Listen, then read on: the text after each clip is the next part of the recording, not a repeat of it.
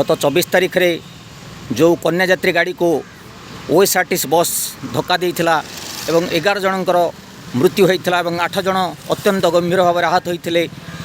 सेही गाड़ीर वर्तमान पाखरे आम अच्छू ताको पुलिस सीज करिछि।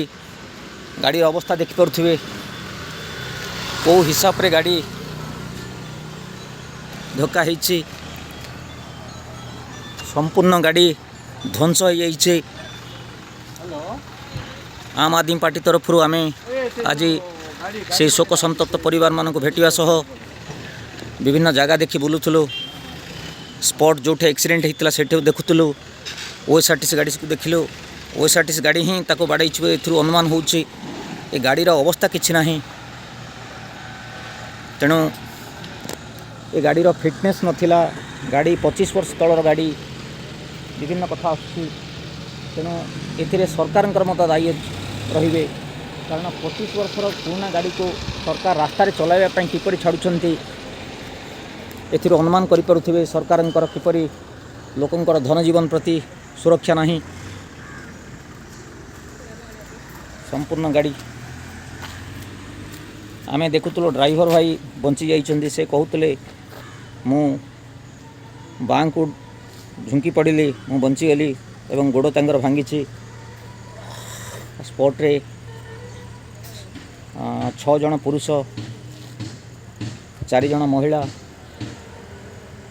एवं 2 जन पिला 5 जन पुरुष 4 जन महिला एवं 2 जन पिला स्पॉट रे मरिचंती एवं 3 जन वर्तमान संघर्ष करुछन जीवन सहित। सही कराल राति तार तलर अख उड़ी जाइछि। यही भितर ही ये मृत्युर जो सौदागर लौहमान ये भितर मरीची। देखु कुनी पिला जी मरीची तार जोता अच्छी रक्त छिटा भी देखा जाउछि।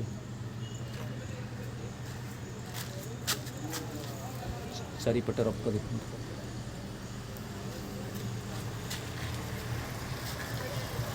जगन्नाथ को एठी मध्य फोटो अच्छी। जगन्नाथ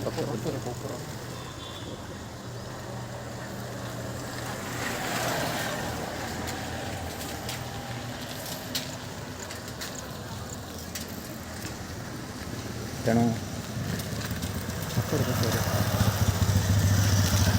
अवस्था देखते गोली पड़ी।